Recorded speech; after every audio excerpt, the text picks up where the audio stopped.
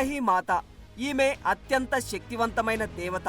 ఈమె గురించి చాలా మందికి తెలిసే ఉంటుంది. ఈమెను అమ్మవారి శక్తి రూపాలలో ఒకరిగా చెబుతూ ఉంటారు. అంతేకాకుండా వారాహి మాతను సప్త మాతృకలలో ఒకరిగా పూజిస్తూ ఉంటారు కూడా. అయితే వారాహి మాతను మాతృకలలో ఒకరిగా ఎందుకు పిలుస్తారు అంటే, హిందూ పురాణాల ప్రకారం ఆదిపరాశక్తి అయిన దుర్గా అమ్మవారి నుంచి 7 శక్తి స్వరూపాలు ఉద్భవించాయి. వీళ్లను సప్త మాతృకలు అని పిలుస్తూ ఉంటారు. ఈ సప్త మాతృకల్లో ఒకరే వారాహి దేవి. ఈ వారాహి అమ్మవారిని కేవలం రాత్రి సమయాలలో మాత్రమే పూజిస్తూ ఉంటారు. ఉదయం ఈ అమ్మవారి ఆలయాలు మూసి ఉంటాయి. వారాహి అమ్మవారిని రాత్రిపూట మాత్రమే ఎందుకు పూజిస్తారు? వారాహి అమ్మవారు ఎలా జన్మించారు? అసలు వారాహి అమ్మవారి భర్త ఎవరు? లాంటి ఎన్నో ఆసక్తికరమైన విషయాల గురించి ఈ వీడియోలో చర్చించుకుందాం. ఇక మ్యాటర్లోకి వెళితే, దేవి భాగవత పురాణాల్లో రక్తబీజుడనే రాక్షసుడు దేవతలను ప్రజల్ని బాగా హింసిస్తూ ఉండేవాడు. అప్పుడు దేవతలందరూ త్రిమాతలలో ఒకరైన పార్వతి అమ్మవారి దగ్గరికి వెళ్లి సహాయం కోరుతారు. వారి గోడు విన్న పార్వతీదేవి ఉగ్ర రూపంతో ఆదిశక్తి అవతారమెత్తి రక్తబీజుడిని అంతం చేయడానికి వెళుతుంది. కానీ రక్తబీజుడిని అంతం చేస్తున్నప్పుడు రక్తబీజుడి ఒక్కొక్క రక్తపు చుక్క నేల మీద పడుతూ ఉంటుంది. అలా రక్తబీజుడి నెత్తుడి చుక్కలు నేల మీద పడ్డ ప్రతిసారి మరొక రక్తబీజుడు ఉద్భవిస్తూ ఉంటాడు. ఎందుకంటే రక్తబీజుడికి ఉన్న వరం అలాంటిది. మరి దీంతో ఇలా చాలా మంది రక్తబీజులు ఉద్భవిస్తారు. వేల మంది రక్తబీజులు రావడంతో వారిని చంపడం అమ్మవారికి అసాధ్యంగా మారిపోతుంది. అప్పుడు తన దేహం నుంచి సప్త మాతలను సృష్టిస్తుంది. ఈ సప్తమాతలకు తాంత్రిక శక్తులు ఎక్కువగా ఉంటాయట. ఈ సప్తమాతృకలు ఎవరెవరంటే బ్రహ్మిణి, వైష్ణవి, మహేశ్వరి, ఇంద్రాణి, కైమారి, వారాహి, చాముండి. ఈ 7 అవతారాలు రక్తబీజుడిని చంపడంలో సహాయపడతారు. ఈ భీకర యుద్ధంలో వారాహి అమ్మవారు అత్యంత భయంకర రూపంతో సృష్టి మొత్తం ప్రతిధ్వనించే శబ్దాలు చేస్తూ తన దంతాలతో అనేక మంది రక్తబీజులను అంతం చేస్తుంది. ఇక మిగిలిన అసలైన రక్తబీజుడు దుర్గా అమ్మవారిని ద్వంద్వ యుద్ధానికి పిలుస్తాడు. ఆ సమయంలో 7 స్వరూపాలు కూడా దుర్గమ్మలో కలిసిపోయి రక్తబీజుడిని అంతం చేసినట్లు దేవి భాగవతంలో చెప్పబడి ఉంటుంది. ఇలా జరిగిన తర్వాత భాగవత పురాణాల్లో హిరణ్యాక్షుడనే రాక్షసుడు అడ్డు అదుపు లేకుండా భూదేవిని చాలా చిత్రహింసలు పెడుతూ ఉంటాడు. అయితే ఈ ఆకృత్యాలకు ముందే వారాహి అమ్మవారి అనుగ్రహం కోసం హిరణ్యాక్షుడు కఠోర తపస్సు చేస్తాడు. దీంతో అమ్మవారు ప్రత్యక్షమై ఏం వరం కావాలో కోరుకో అని అంటుంది. అమ్మవారు అలా అడగగానే హిరణ్యాక్షుడు క్షణం ఆలస్యం చేయకుండా వెంటనే తనకు అమరత్వం కావాలని అడుగుతాడు. దానికి వారాహి అమ్మవారు మాత్రం కుదరదని చెబుతుంది. దీనికి హిరణ్యాక్షుడు, నువ్వు తప్ప నన్ను ఎవ్వరూ చంపడానికి వీలు లేదని అంటాడు. దానికి అమ్మవారు సరే అని అంటుంది. అలాగే నేను నీ భక్తుడిని కాబట్టి నువ్వు కూడా నన్ను చంపవద్దు అని అంటాడు. దానికి కూడా వారాహి మాత సరే అని అంటుంది. ఇంకేముంది, ఈ వరాన్ని అండగా చూసుకొని భూలోకంపై హిరణ్యాక్షుడు రెచ్చిపోయి చిత్రహింసలు పెడుతూ ఉంటాడు. అప్పుడు హిరణ్యాక్షుడిని చంపడానికి వారాహి అమ్మవారి నుంచి వరాహస్వామి ఉద్భవిస్తాడు. అలా వారాహి అమ్మవారి నుంచి వచ్చిన మహావిష్ణువు అవతారమే వరాహ అవతారమని చెబుతూ ఉంటారు.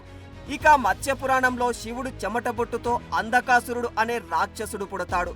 అయితే అంధకాసురుడు పెరిగి పెద్దయ్యాక రాక్షసులందరికీ అధిపతి అయ్యి తరువాత దేవతలపైనే యుద్ధాన్ని మొదలుపెట్టి వారిని చిత్రహింసలు పెడతాడు.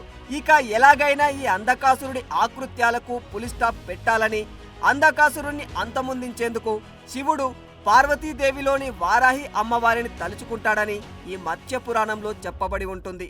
ఈ పురాణాలతో పాటు వామన పురాణంలో సప్తమాతృకలను దుర్గా అమ్మవారు చండికా రూపం నుంచి పుట్టించినట్లు చెబుతూ ఉంటారు. అందులో వారాహి అమ్మవారు మాత్రం చండికా వీపు భాగం నుంచి పుట్టినట్లు చెబుతుంటారు. అయితే ఏది ఏమైనా ఈ గ్రంథాల్లో పురాణాల్లో ప్రతిసారి వారాహి అమ్మవారు వచ్చేది మాత్రం రాక్షసులను అంతం చేయడానికి, యుద్ధాలకు ఆధిపత్యం వహించడానికి వస్తూ ఉంటారు. ఇక వారాహి అమ్మవారి భర్త గురించి మాట్లాడుకుంటే చాలా మంది వరాహస్వామినే వారాహి మాత భర్తగా చెబుతుంటారు. అది చాలా పెద్ద తప్పు. ఎందుకంటే ఆదిశక్తి స్వరూపమే పార్వతీదేవి. ఆమె నుంచి వచ్చిన వారే ఈ సప్త మాతృకలు. ఎలా అయితే పార్వతీదేవి నుంచి ఈ సప్త మాతృకలు వచ్చారో అచ్చం అలాగే శివుడి స్వరూపమైన భైరవుడి నుంచి అష్టభైరవులు ఉద్భవిస్తారు. ఈ అష్టభైరవులు కూడా అష్ట దిక్కులను ఎలాంటి ఆపదలు రాకుండా కాపాడుతూ ఉంటారు. ఈ అష్టభైరవుల్లో ఒకరైన ఉన్మట్ట భైరవుడే వారాహి అమ్మవారి భర్తగా శాస్త్రం చెబుతోంది. వారాహి అమ్మవారిలాగే తను కూడా అత్యంత శక్తివంతమైనవాడు. 4 చేతులు, భయంకరమైన చూపులతో లక్ష సూర్యులు మండుతున్న అవతారం వలె కనిపిస్తూ ఉంటాడు. అతని పేరులో ఉన్మట్ట అంటే ఉన్మాదం అని దాని అర్థం. ఇది అతని భయంకరమైన ఉగ్రశక్తిని సూచిస్తుంది. ఈ ఉన్మట్ట భైరవుడి గురించి నెక్స్ట్ వీడియోలో పూర్తిగా తెలుసుకునే ప్రయత్నం చేద్దాం. ఇక ఈ వీడియోలో వారాహి అమ్మవారి భర్త వరాహస్వామి కాదు, ఉన్మట్ట భైరవుడి అని మీకు అర్థమైందనుకుంటా. ఇక వారాహి మాత తాంత్రికులకు ఇష్టమైన దేవత. అందుకే వారాహి మాత దేవికి మందిరాలలో తాంత్రిక పద్ధతిలో పూజలు జరుగుతాయి. వామాచారం పాటించే భక్తులు ఈమెను రాత్రిపూట తాంత్రిక పద్ధతులలో పూజిస్తారు. వారాహి మాత ముఖ్య దేవతగా ప్రతిష్ఠించిన కొన్ని ఆలయాలలో దర్శనం సైతం రాత్రులలోనూ తెల్లవారుజామును మాత్రమే ఉంటుంది. ఈ అమ్మవారికి ఆలయాలు చాలా తక్కువగానే ఉంటాయి. కానీ దేశంలోని వివిధ ప్రాంతాలలో ఈమె ఆలయాలు అక్కడక్కడ ఉన్నప్పటికీ కాశీలో ఉన్న వారాహి ఆలయం ఎంతో ప్రసిద్ధిగాంచింది. ఇక్కడ వారాహి మాత వారణాసి గ్రామ దేవతగా చెప్పుకుంటారు. కాశీలో ఉండే వారాహి ఆలయానికి ఎప్పుడంటే అప్పుడు వెళ్లే వీలు లేదు.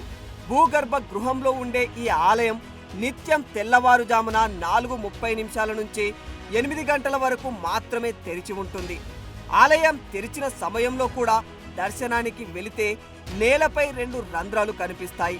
వాటి ద్వారా మాత్రమే అమ్మవారిని దర్శించుకోవాలి. ఒక రంధ్రంలో నుంచి చూసినప్పుడు అమ్మవారి ముఖం, మరొక రంధ్రం నుంచి అమ్మవారి పాదముద్రలు కనిపిస్తాయి. అయితే ఒకసారి కొత్తగా పెళ్లైన దంపతులు ఈ ఆలయం వద్దకు వెళ్లి వీరు అక్కడ ఉన్న పూజారి ఎంత చెప్పినా వినకుండా అమ్మవారిని చూడాల్సిందేనని పట్టుబట్టారట.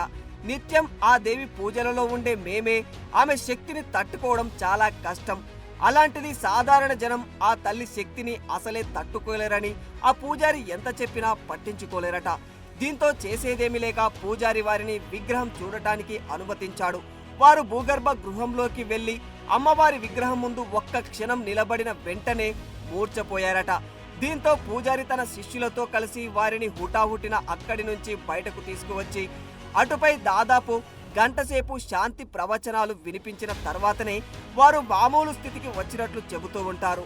ఇందుకు గల కారణమేమిటంటే ఆగమ శాస్త్రం ప్రకారం ప్రతి శిల్పాన్ని ఉగ్రకళ లేదా శాంతి కళతో మలచబడి ఉంటుంది. ఉగ్రకళతో ఉన్న విగ్రహాల్లో ఉగ్రశక్తి ఎక్కువగా ఉంటుంది. ఈ శక్తి దుష్టశక్తులను అణచడానికి వీలుగా రూపొందించబడి ఉంటుంది. అందువల్లే ఈ ఉగ్రకళతో ఉన్న అమ్మవారి ఎదురుగా సాధారణ మానవులు ఎక్కువసేపు ఉండలేరు. ఆ ఉగ్రకళ శక్తి ఒక్కొక్క విగ్రహానికి ఒక్కొక్క సమయంలో చాలా ఎక్కువగా ఉంటుంది. ఆ సమయంలో ఆ విగ్రహం దరిదాపుల్లోకి కూడా పోవడానికి వీలు కాదు. అందువల్లే వారణాసిలో తెల్లవారుజామున 4:30 నుంచి 8 గంటల మధ్య మాత్రమే వారాహి అమ్మవారి దేవాలయంలో అమ్మవారిని చూడటానికి, అది కన్నాల నుంచి చూడటానికి వీలు కల్పిస్తూ ఉంటారు. ఆ సమయంలో గ్రామదేవత అయిన వారాహి అమ్మవారు వారణాసిని చూడడానికి వెళుతారని చెబుతూ ఉంటారు. అందువల్లే ఆ సమయంలో చూడటానికి అనుమతిస్తారు. మిగిలిన సమయం మొత్తం ఈ దేవాలయాన్ని మూసివేసే ఉంచుతారు. ఇది వారాహి అమ్మవారి గురించి పూర్తి సమాచారం. For more videos like this, subscribe Big TV channel.